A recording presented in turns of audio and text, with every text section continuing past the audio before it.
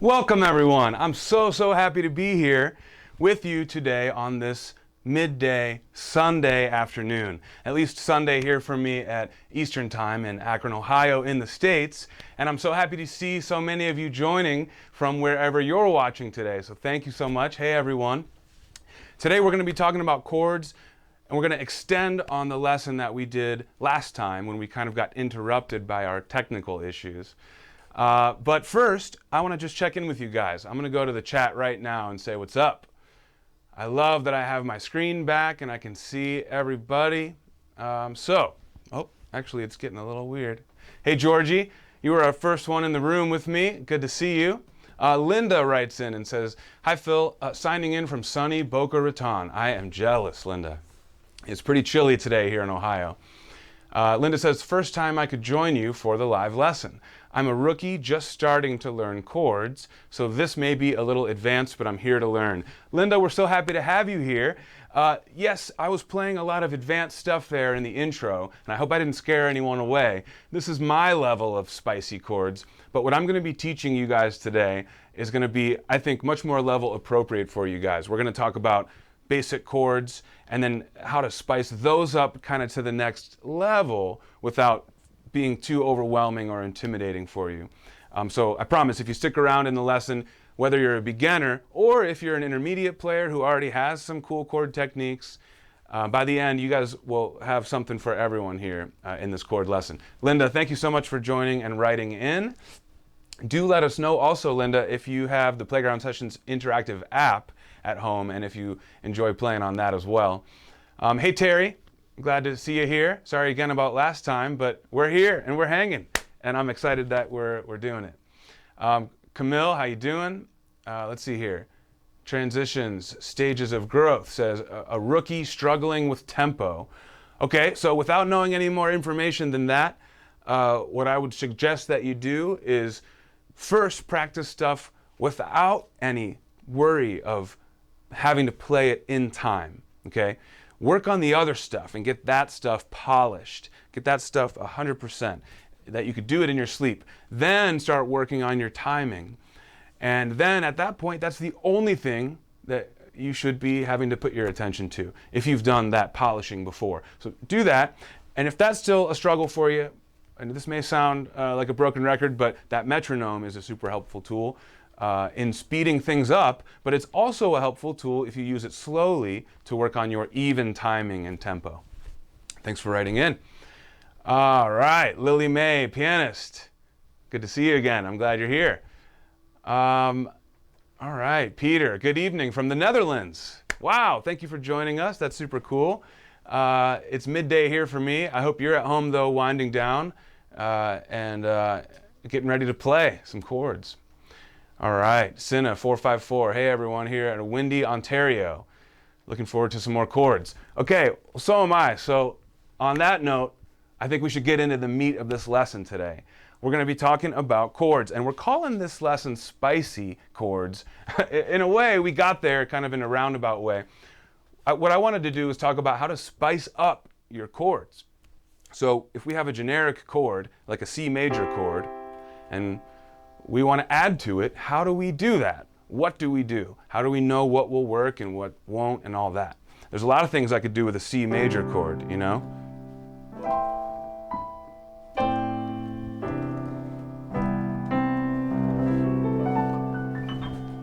And that's all just a C major chord. There's a ton we can do. And that's what I'm talking about when I say spicy, okay? And then we had some fun with it, and we, oh, in fact, if you guys don't mind, let me just have a quick snack before we get started. I'm feeling a little famished, actually. Let me just grab this here. You guys mind if I eat? Is that cool?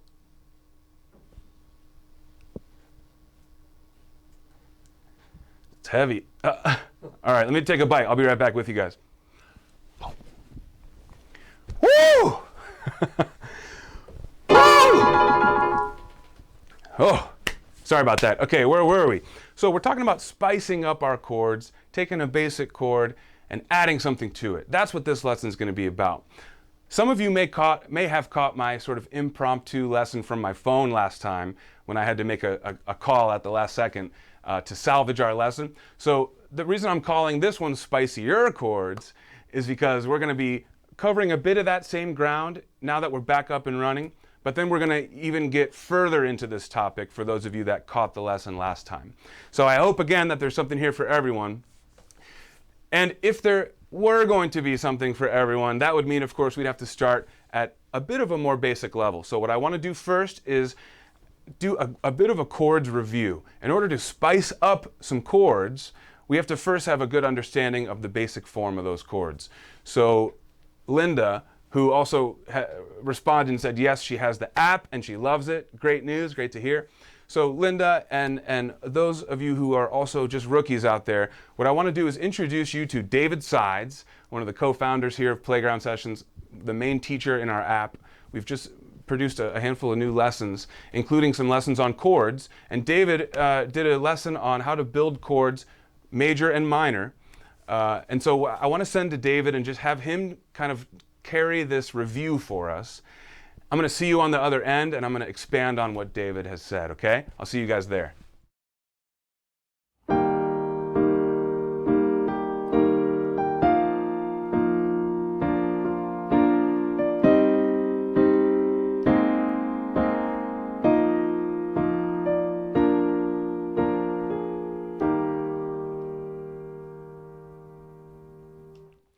One of the great things about chords is that they have the ability to take very simple music and bring life into it, which is why learning how to play chords is such a huge milestone in playing the piano. By now, we've learned how to play a few specific chords, we know how they look in notation, and we also know how they sound. And I'm sure that a lot of you are probably curious to understand how to create chords on your own. Well, that's what we're going to cover in today's lesson, how chords are created. I'm going to show you our top secret formula for how to build a major or minor chord on any key on your keyboard. It's top secret. Shh.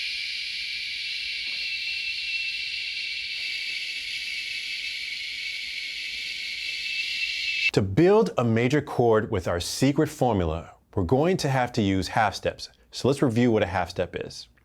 As you've learned before, the distance between two keys that are adjacent to each other is a half step. For example, from this C to C sharp is a half step. From E to F is a half step. Notice there's no key between the E and the F, which makes them adjacent to each other. All right, now that we remember what a half step is, I'm going to let you in on the top secret formula. To build a major chord on any key on the keyboard, all you have to remember is 4 and 3. You pick any key, go up 4 half steps from that key to get the second key, and then go up 3 half steps to get the final key of the chord. I'll show you what I mean. So let's start on this C. Let's count up 4 half steps. 1, 2, 3, 4. There's the second note in our chord. And now let's count up the remaining 3. 1, 2, 3. Put it all together, we have a C major chord. And that's it. Now you know how to use the secret formula to build a major chord on any key from your keyboard. Now, what about the minor chords? Does this formula work for the minor chords as well? It doesn't, but I have another secret for you. If we take that same 4-3 formula from the major chords and just reverse them, 3 and then 4, we can build any minor chord on any key on the keyboard. I'll show you how it works. So let's pick this C, and we're going to walk up 3 half steps. 1, 2, 3. That's the second note in our chord. And then we're going to top it off with 4 half steps. 1, 2, 3, 4. So there we have a C minor chord. But that's not the only way to build major and minor chords. You could also build these chords using scale degrees.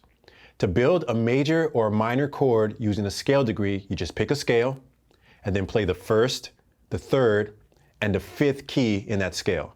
I'll show you how it works. Let's say you want to build a C major chord. Since it's C major, we'd pick the C major scale, then play the first note of that scale, the third note, and the fifth note. Put it together, and you have a C major chord. So I encourage you to use this information and try playing chords on your own. Can you build a major chord from this key or a minor chord from this key? Have your friends and family test you and build chords right in front of them. Experiment with this. Experimentation and creativity are very important parts of playing music. Now I encourage you to move on, practice this, but keep in mind, this is a secret. Shh.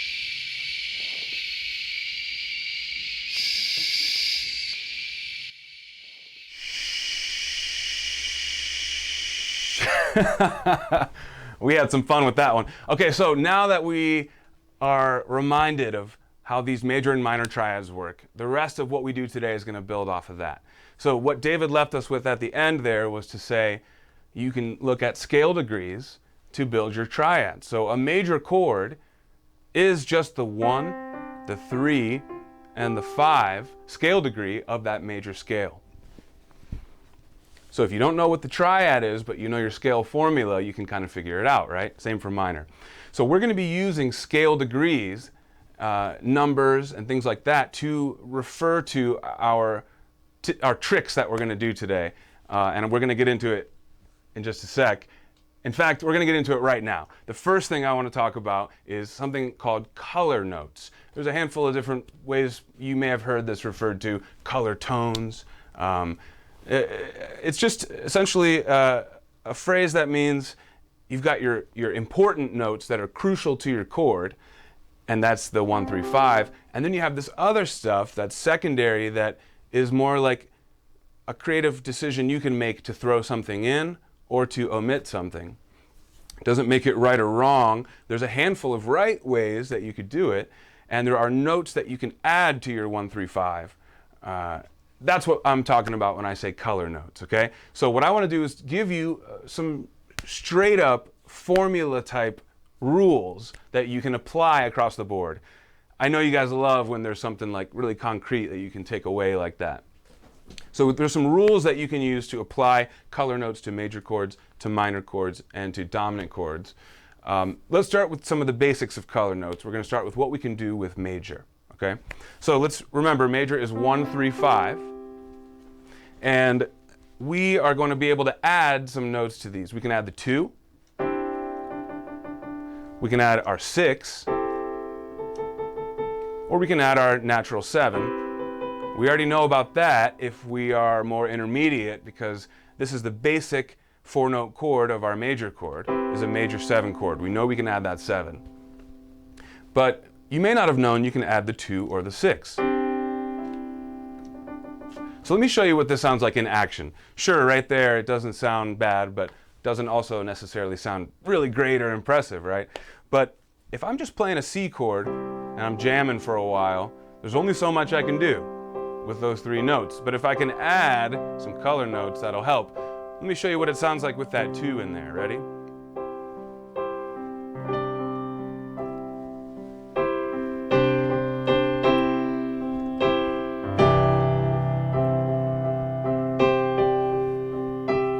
Obviously, I'm doing more there too. I'm using range, and I'm doing different stuff with my left hand. But just that one additional note, the 2, it really added so much extra motion to my jamming, didn't it?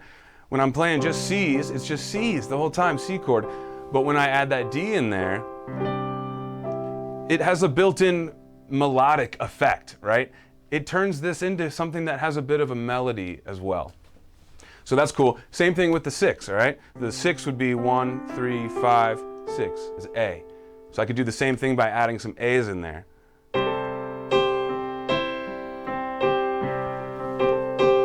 Here's the 2. Back to the 6. This kind of sounds country, right? This is that, that Harry Connick Jr. country chord, which I think we're going to be talking about a little more deeply in this lesson later on when we get to something called delayed resolutions. But that's something that's just like the 2. You can add the 6 and it can become this melodic device within your chord jamming. And then we talked about the 7 as well. So you can incorporate all of those. And sometimes you can even do more than one. You can do the 7 and the 2. So you got your 2, and you've got your 7. You can do the 6 and the 2. This is a common kind of jazz voicing right here. It's called a C6-9 chord because you have the 6 and you have the 9, which is another way to refer to the 2. The 9 is means like it's kind of the next octave. You've got your chord and you're adding on top of it like an upper extension. But that's not very important for today. So that's it for major. Okay, let's move on. There's a different set of rules for minor. Okay, so for minor chords, you can add the 2 as well. Here's minor. Here's the 2.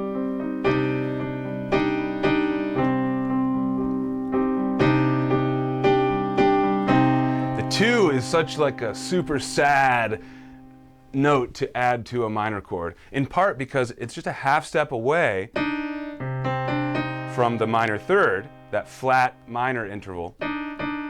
It's a half step away, so it gives that extra clash, and it wants to pull apart to the C, back to the root.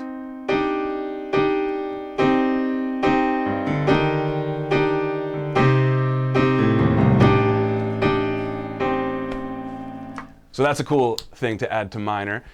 You can also add the 4. Now in major, we don't really want to add the 4 because that clashes with the third in a bad way.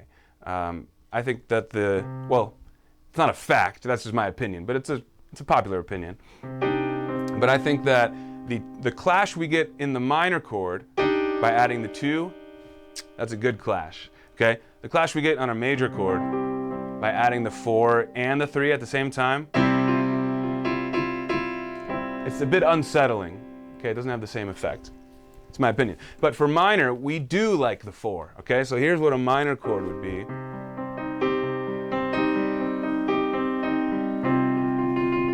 It's that F in there. Hear that? It's got its own personality too.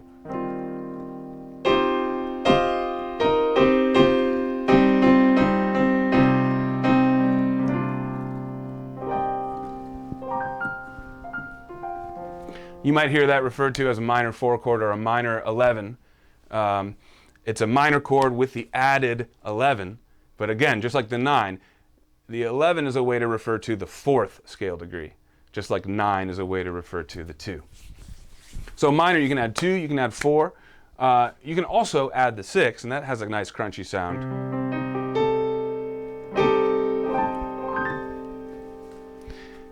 I believe, no, never mind. That's for a different example. I'll save what I was going to show you for just a minute.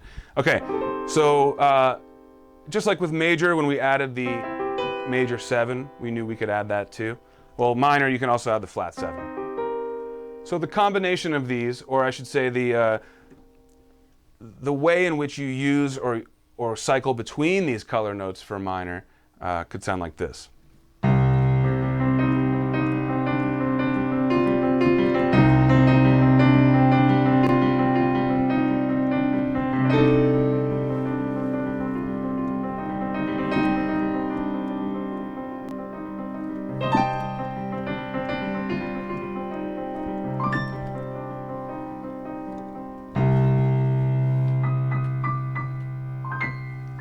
Okay, so again, I'm just playing C minor, but with some different color notes. It creates a whole built-in melody, right? So that's super cool. Okay, guys, let's see. Where are we? Let's move on now.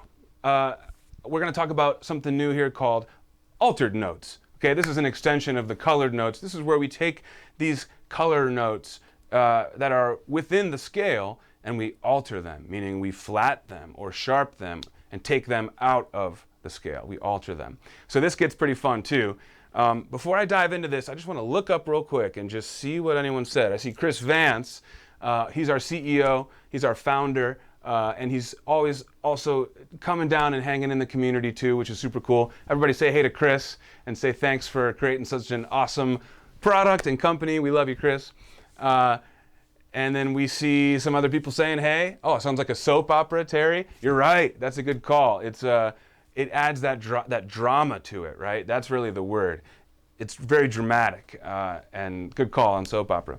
Okay, so altered notes, we're going to add even more drama here because we're going to even stray further from our normal sort of tonal center with some of this stuff. So there's a set of rules for these too. We're going to talk about what we can do for major. One thing I like to do is do the sharp 4, okay? You can also do the sharp 5.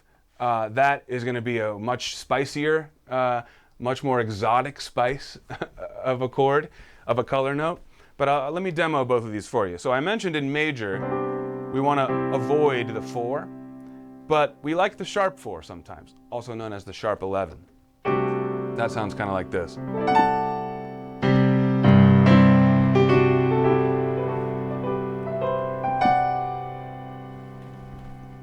So we've got C major, and we've got an F sharp.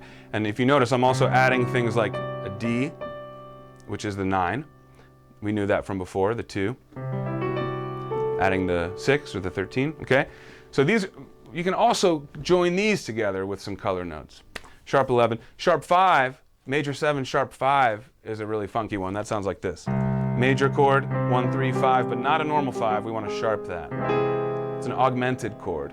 But if we add the major 7 on top of that, that's another soap opera chord, right, Terry? Ooh, cliffhanger, suspense, right? So that's a fun one. With minor, we can do something too. Minor's harder to alter, but there's one thing that I like to do, and that's to flat the 6, okay? So we talked about how we can add the natural 6. The flat 6, obviously, would be that. Now, unlike some of these other ones where we can join them together and play more than one at once, we definitely don't want to play the 6 and the flat 6 at the same time. And that's crucial to understand here about these altered notes. You can group some of them with some of the color notes, but you cannot alter a note and keep that same note in the same chord. Well, I hate to say cannot. I don't want to give you guys such rules like that, but I want to say it's not going to sound very good if you add them. So I can just give you a demo of what that means. We're going to do a minor 6 and the flat 6 on there. I mean, I guess that's a spicy chord, but it might be too hot to taste good. You know what I mean? It's past the point of a good flavor. So we want to watch out for that. But I love a minor chord with a flat 6 in there, and I think it's the X-Files that does that.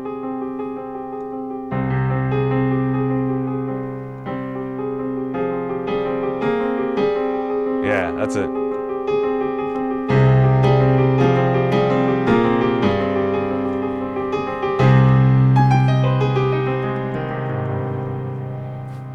All right, so love the flat 6 on minor. And then now we open up a whole gigantic world of unknown when we start talking about dominant chords, okay? Because we have so many possibilities of altered notes that it almost covers the entire chromatic scale, all the notes that you could use. So let's talk about a C dominant chord. We know that's a major chord with a flat 7. You can add the 9. There's a C9 chord. You can also add a flat 9. That's a nice one. Or you could add a sharp 9. These are all valid chords. So we have a C7 sharp 9. And if you tuned in last week, maybe you heard me talk about that's like the Jimi Hendrix chord.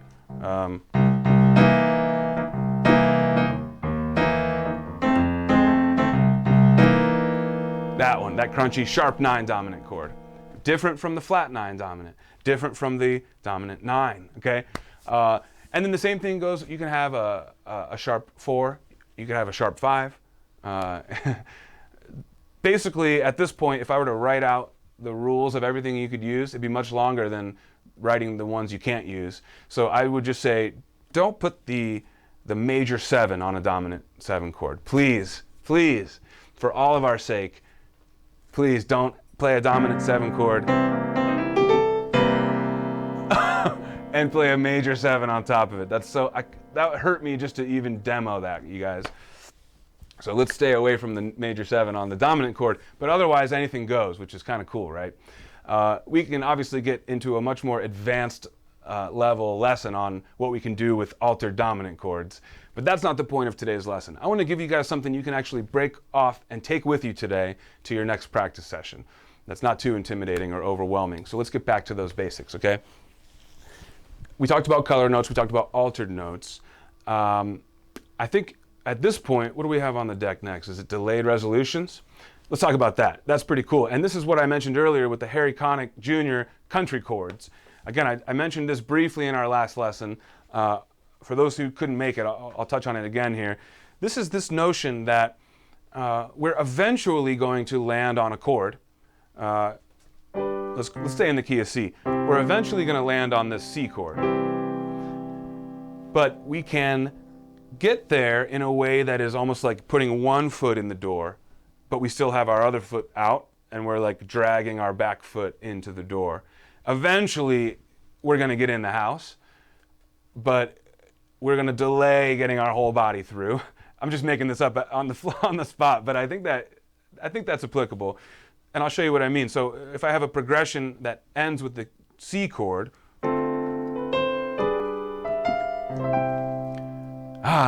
we've landed on C, right? But now check this out. Once I land there, I'm going to just put one foot in that door and then bring the other one in, okay?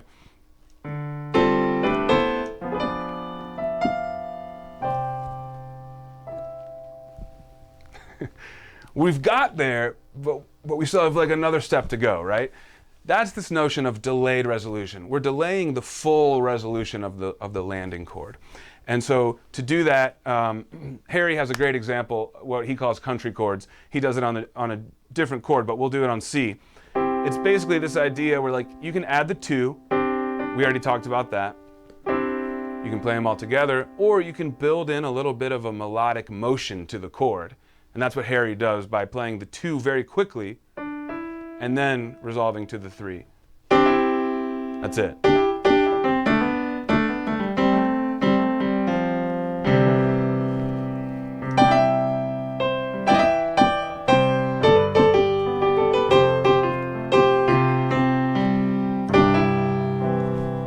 So that's a very quick delayed resolution. We're delaying it for a split second, then we're resolving it, okay? Now, a true sus chord, short for a suspended chord, typically implies that we're going to be delaying it for much longer. What Harry does, you could argue, is just a little turn, or a little, something that's just a decoration onto that E, that note we're resolving to. But with sus chords, we can hold on to that note much longer and really give it its own life instead of it just being a decoration to the goal note. So with a sus chord, we might hear, instead of this, we might hear, really delay it. And you could also do a sus chord, instead of from the 2 to the 3, you can do it from the 4 to the 3. Same idea here.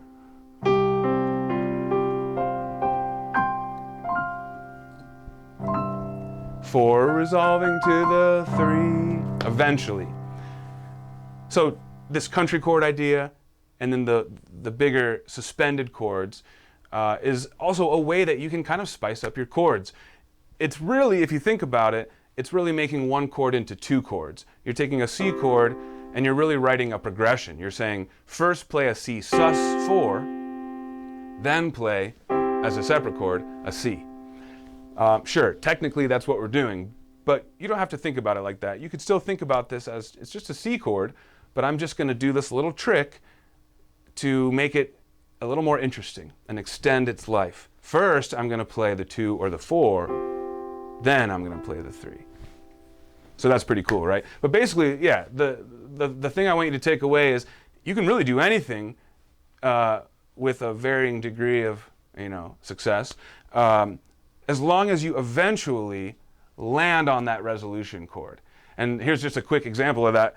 You really can do anything. I actually really love to play a whole chord in my right hand that is a half step below my resolution chord. And I do that while I'm playing the root of my resolution chord. So my resolution chord is C. Sometimes I like to play a B major chord in my right hand while I play a C in my left hand. Then resolve that whole chord up to a C chord. I'll put it in the context of a progression for you.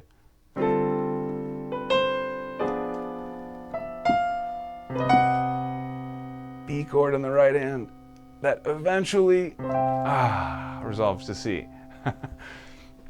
I love doing that. It's the most extreme version of a tension and release. Because if I played a song out of context and I played a B over C chord, it doesn't sound right, did it?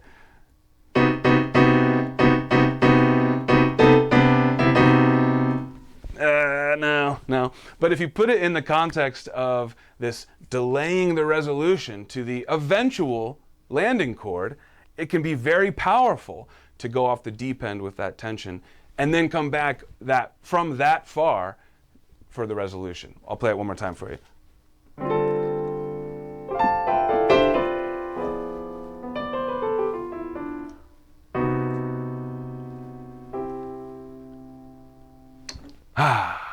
So take that with you today, please. You can delay the resolution for a very dramatic effect.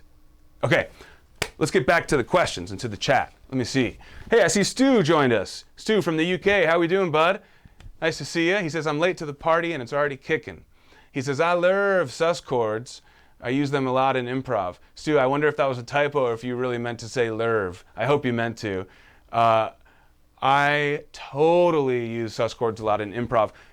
Just like you. And Stu, I bet the reason is because, like I just said, you have one chord in your mind, but if you do a sus first and then resolve, it takes one chord and it makes it into 2. So you're getting more bang for your buck. And in improv, that is really, you're always looking for that because you are kind of doing double duty. You're playing something, but you're also kind of thinking about what you're going to play next. And that can be challenging. So if you can make one chord into 2 chords, or more as you get more advanced, then you're buying time to think through what you're going to do after that. So good call. Terry, Christmas cheer. Oh, VJ wants to know if I can play Hall of Fame with chords. He really wants to hear it. He's just writing it over and over and over again. We'll see, VJ. Give me a sec. I don't really know that one, but I could wing it if we think that would be valuable. Kimberly says, hi, Bones. Hey, Kimberly. Oh, you guys are friends. That's cool. You're chatting in my video. Amir, major and minor chords are super useful, especially for composition. Could not agree with you more. That's the yin and the yang, or the night and day, right, of our main building blocks for harmony, major and minor. Yes. Cannot stress the importance enough. Georgie, good idea. VJ, Georgie says, hey, you can Google it if you're looking for the chords for Hall of Fame. And I don't mean to put you off, VJ. I would love to help you with that, but I would have to kind of learn that one before I really teach it to you officially. But I kind of know that it's like something like...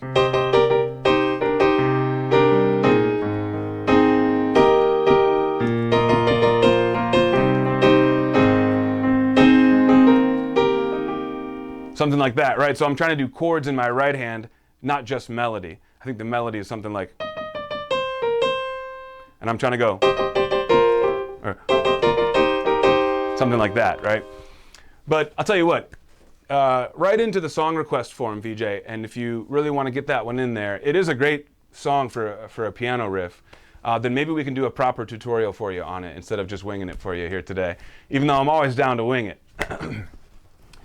I just noticed there's a chili pepper on my screen. It's Sunday, guys. Give us a break. We're having some fun. All right. How about this, you guys? I think it'd be fun to do... how are we doing on time? What time is it? Let's do a little bit of a live improv. we haven't done that in a while. So I say we do that today. If you guys are there at your keyboard still in a typing mood, help me out. Give me any prompt and I am going to try and turn it into a story with a true improvisation here at the piano. And I like to walk you through my process as well to make sense of kind of how I'm taking your suggestions and putting it into my improv. So I need something from you guys. I need anything. It can be musical terms. It can be like, you know, major or spicy. It can be 4/4, something like that. Or it could be non-musical, right? Those of you who know the drill, you kind of know what to do. But for those who are new, you can say anything. You can try to even challenge me a bit by giving me something that's hard to interpret, okay? So I'm not gonna spend too much time on this today, but I wanna give you guys a minute to just write something. Give me something. Chris, if you got something for me, you know, any mood word. And in the meantime, I'm just gonna jam just a little bit. Okay, Chris says holiday music. Yeah, we're getting in the spirit. Snow falling, Linda, great call. Snow falling makes me think of definitely some musical stuff that I can imagine. What else we got? 4/2, Chris. So I don't understand 4/2 actually. Maybe you can explain that one to me. Amir says, how would you develop different movements in compositions? Wow, that's a big question and a good question. But I have to say, Amir, I'm going to have to save that one because that's a huge topic. And I want to keep it focused on the improv here. Chris really wants holiday. Okay, we're going to give you something that sounds holiday-y. I see 2 comments now on snow falling, so we're going to do that. I can work with that. And since today is a lesson on spicy chords, we're going to add some heat in the mix, all right? All right. So if I'm going to really do an improv song, I can't really play a recognizable Christmas song, right? Because that's not a true improv. So I got to do something that feels holiday-y. And to do that, I'm going to do stuff with major 7s. I'm just going to pick a key, G major 7, and I like to go between the 1 and the 4 chord for a holiday vibe.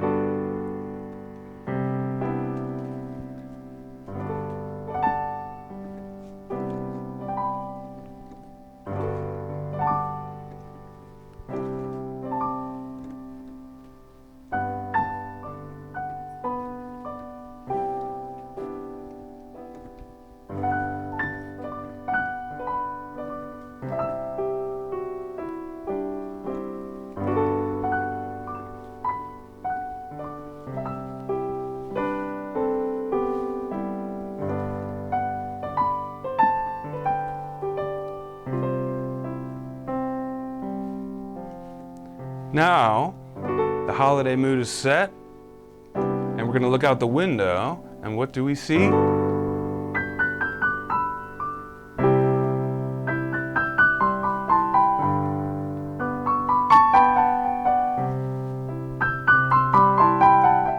Snow falling.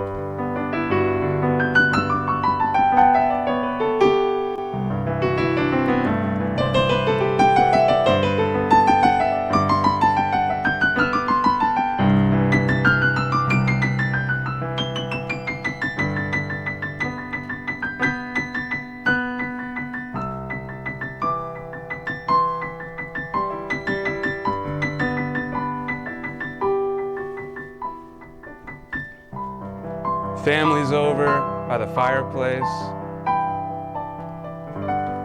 Everyone's enjoying themselves, and we're picking at, you know, treats that are on plates, on tables, because it's a holiday party. And, you know, your uncle walks in and he grabs some cheese off the platter like he always does.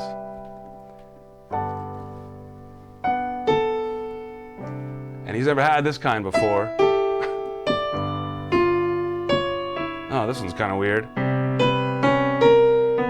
Oh man, this was a hot pepper that he did not expect.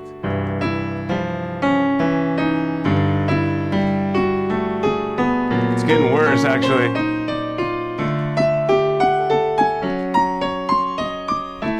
Aunt Sue has to call the hospital.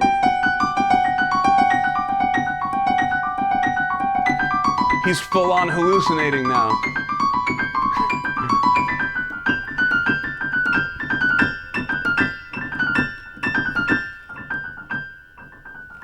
Now he's in a coma and he just remembers the Christmas party. So we're back to our original theme with the 1 to 4 chords, but we're higher up now because it's a memory, or maybe it's still a hallucination, in which case we might hear a chord like this.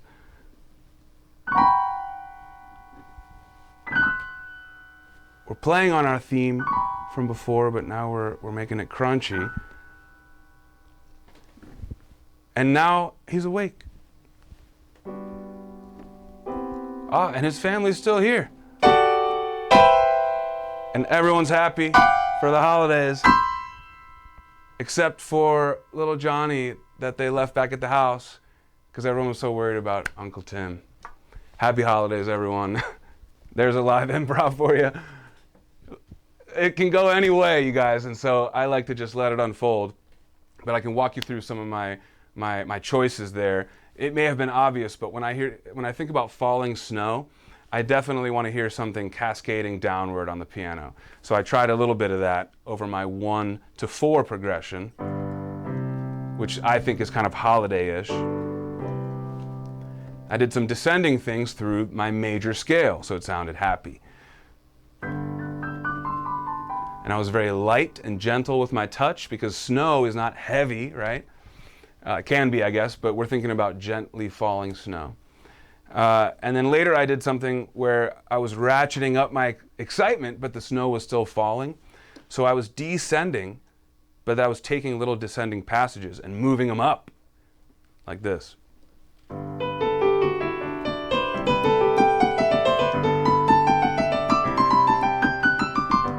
And that has a really nice effect, right? It's still snow falling, but we're getting maybe more excited about the snow falling. Anyways, we'll leave it there, guys. That was always fun for me. It's always fresh. I hope you guys dug that.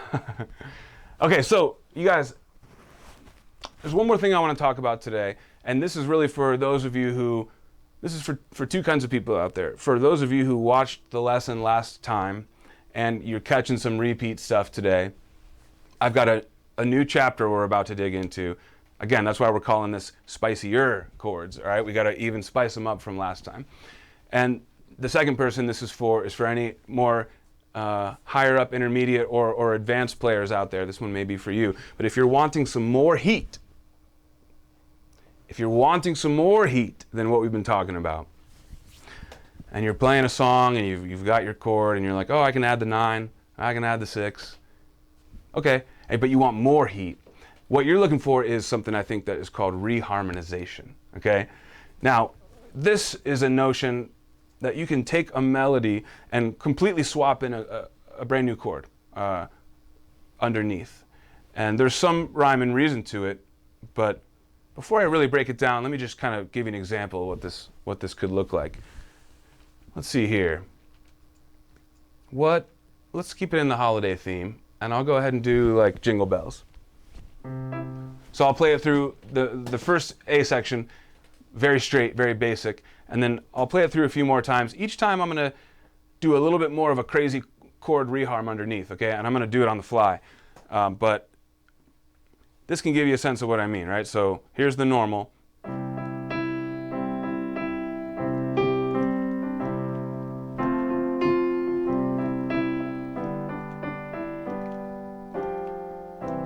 Okay? I'm not just going to add a 9 or add a 6 to this. I'm going to change the chord completely. It could sound like this.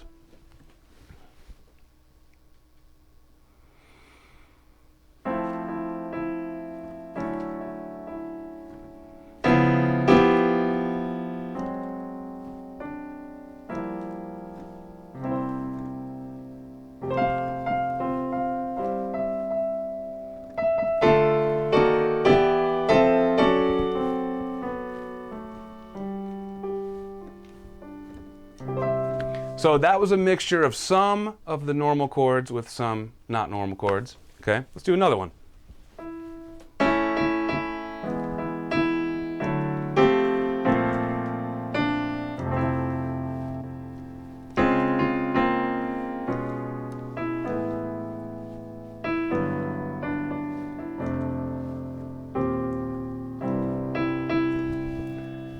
Now we're getting into the deep end of the deep end, right? Reharmonization is when you sub in a completely new chord under a melody. And I'm going to touch on this for you guys today. If there's interest from this video, let me know and we can do a future video where we dive deeper on this. But it's really a very simple concept that has a lot of potential to become complex. But the concept itself is simple. You want to look for the note in the melody that you're playing. So in Jingle Bells, it's, and you're playing normally a C chord with a C, E, and a G. So this is a chord tone in this chord. It's an E, right? But there's a lot of other chords that have an E as the chord tone too. I could think of many. I could think of A major. I could think of E major. I could think of D major because E would be the 2. And we already know you can add the 2 to major. What else? How about minor chords? E minor, A minor, F major. That would be the major 7 of F. Any of those chords work. And then your job as a reharmonizer is to then compose a progression with these new chords. And you can either choose to have them be unrelated and have it sound really disjointed. That could be the effect you want, and that could sound like this.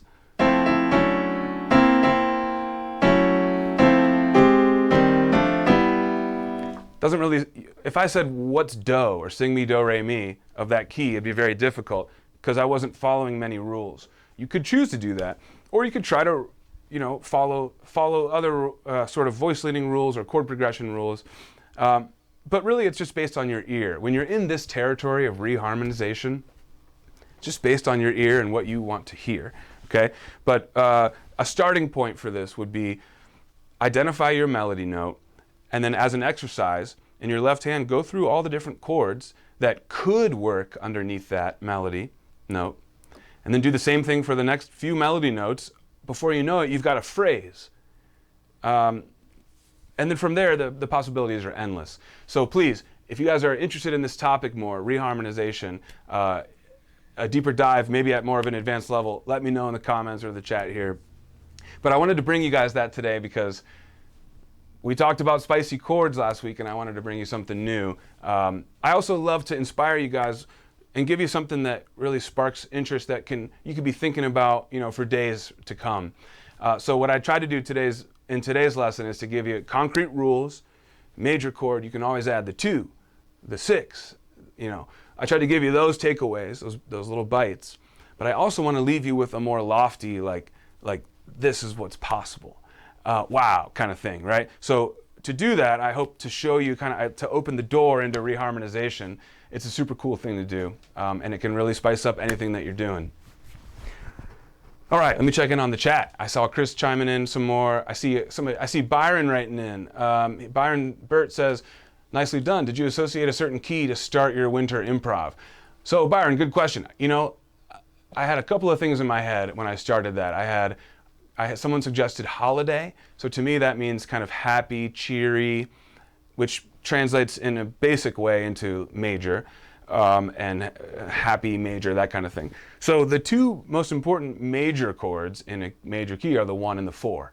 You could say the 5 chord, but really that's a dominant chord. The 1 and the 4 are the 2 majors. So I decided I was going to play the 1 chord to the 4 chord over and over again, and that was really going to make it feel happy and merry. From there, I didn't really think much about the key other than just that I think the key of G sounds nice and warm and happy. All major keys technically have that same quality, but depending on where you are in your range on the keyboard, certain chords or keys can sound different than others. They can have different characteristics. The key of E flat, for example, used to be thought of as sort of a noble key, and so music for kings was written in the key of E flat. There's things like that date back that show that we've always felt that different keys have different personalities and things to bring to the table. But to answer your question, I just kind of jumped down and thought, I think G to C is going to be a very merry progression. All right.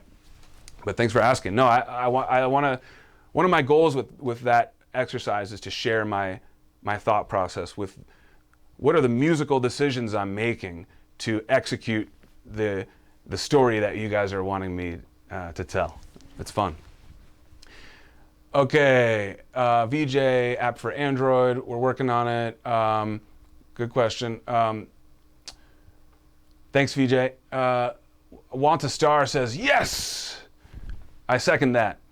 Stu says, one thing I think sounds really great is taking something like Jingle Bells and playing it as a dark minor-driven piece. Stu, I love that idea. I'm going to wing it for you right now. I'll start major and then I'll go minor.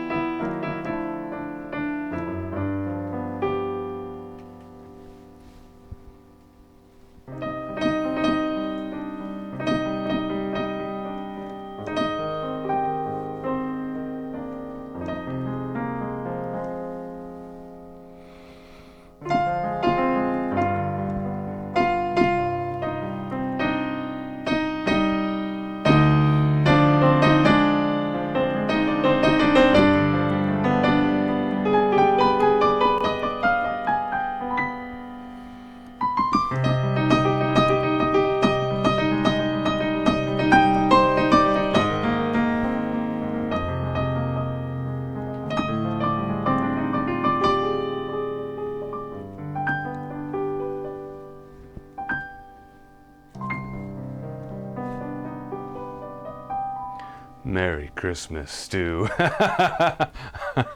It's crazy how a minor can, just really flatting the third is the essence of switching from major to minor, and it can have such a drastic change, right? Good call, that's fun. Well, guys, I'm so happy today that we were able to do this normally scheduled time with the normally scheduled link, and everyone was able to be here on time. Once again, apologies for the difficulties on the last session, but thanks for understanding and thanks for joining us today. I'm so excited we got to talk about chords. There's so much to talk about with chords. I feel like we could do a whole month on chords where we go live each week and talk about a different aspect of chords. In fact, that could actually be a really fun way to do it. Maybe we can test that a bit in 2020 as we continue to evolve our live offerings to you guys. But nevertheless, thank you so much, community, for joining. And I just love hanging out with you guys. We're going to leave it there for today. And I just bought a house. My family and I are going to move the rest of today. And we're pumped about it. Thank you, everyone, for watching from your homes. I'm Phil, and this is Playground. We'll see you guys for the next live session, which, by the way, I believe is Monday, December 23rd. All right? Keep your eye out on Facebook. And if you're not a member of our Facebook community, I got to ask you guys to go join the group. We're doing our holiday challenge right now, and there's prizes and all sorts of good stuff. All right, I'll see you guys next time. Thanks for watching.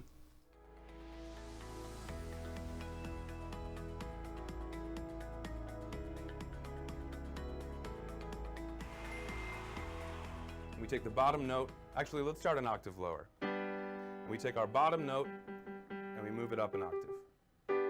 So there's our G chord in first inversion, B, D, G. And if we invert it again, we do the same formula. Take the bottom note, bring it up an octave. There's our new shape. There is second inversion G major.